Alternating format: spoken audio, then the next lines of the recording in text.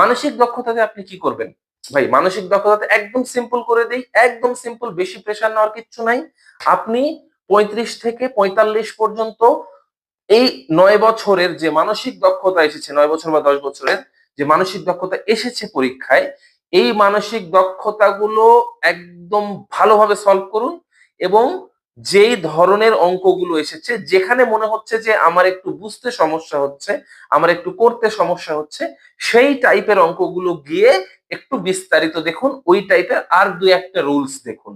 তাহলে আমার দৃঢ় বিশ্বাস আর কোনো সমস্যা থাকবে না। মানসিক দক্ষতা কম্পারেটিভলি অনেক সহজ থাকে।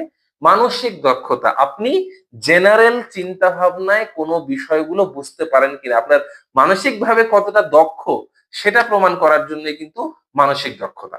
তো আপনি বুঝতে পারছেন এখানে ডিপ অ্যানালিটিক্যাল ম্যাথ অত বেশি থাকবে না, সিম্পল ম্যাথ থাকবে, যে ম্যাথ গুলো আপনি ইজিলি একটু ঠান্ডা মাথায় চিন্তা করলে আপনি করতে পারবেন। তো এই জন্য সিস্টেম গুলো দেখে যান, আগের প্রশ্নগুলো দেখে যান, তাহলে আমার বিশ্বাস আর কিছু দেখতে হবে না। তো এই ছিল আজকে বিসিএস লিখিত ম্যাথমেটিক্স এবং মানসিক দক্ষতা নিয়ে কথা। দেখা হবে সামনের ভিডিওতে। ভালো থাকবেন। আসসালামু আলাইকুম।